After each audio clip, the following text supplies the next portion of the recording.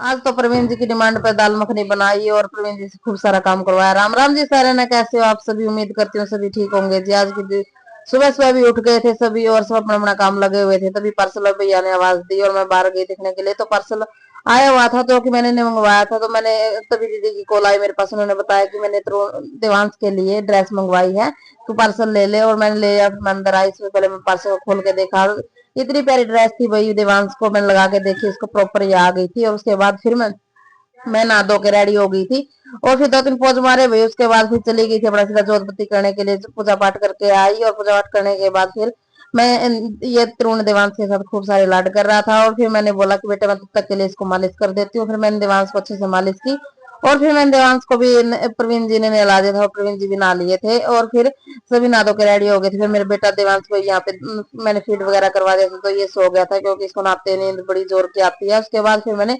रात को भिगोई हुई दाल और राजमा को छोड़ रखा था, उसको अच्छे से वॉश करके मैंने कुकर में चढ़ा दिया था 2 3 सीटी आने के लिए। फिर प्रवीण जी को मैंने बोला कि आपको दाल खानी है तो थोड़ा मेरी हेल्प करवानी पड़ेगी। और मेरे पति देव भी सच में इतने अच्छे हैं कि बिल्कुल मना नहीं करते ऐसे कामों के लिए। सच में भगवान ऐसा पति सबको दे। और फिर इन्होंने से यहाँ पे प्याज टमाटर की प्यूरी बना दी थी, मैं यहाँ पे लहसुन वगैरह छील रही थी। तब तक के लिए मेरी राजमा भी अच्छे से बॉईल हो गई थी। तब और तब तक टेक्सचर अच्छा नहीं आता दाल में, जब तक अच्छे से मैश नहीं हो जाए दाल।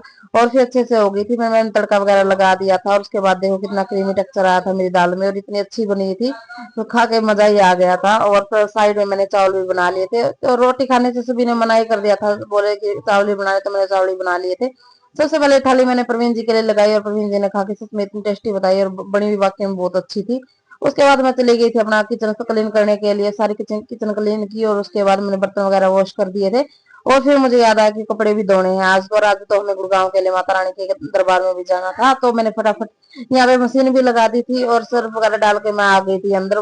तक के लिए कपड़े धुल रहे थे और प्रवीण जी बोले मैं ऑफिस जा रहा हूँ, तो तरुण और प्रवीण जी चले गए थे अपना ऑफिस। भाई इनके जाते ही फिर देवांश भी उठ गया था सो के, तो मैंने इसको आई और इसके साथ खूब सारे लाड किए, खूब सारी इसके साथ बातें की भाई। और मेरे बच्चे के साथ मेरा दिन कैसे निकल जाता मुझे पता ही नहीं लगता। पहले तो मैं सारा दिन ऐसे ही बोर हो जाया करती थी, लेकिन अब तो मेरा दिन सारा ऐसे बिल्कुल इतना अच्छा निकलता है। और उसके बाद मैंने मेरे लड्डू की 2 3 वीडियो बनाई भाई, देवांश रोहिला के नाम से आईडी है, प्लीज जाकर चेक करना।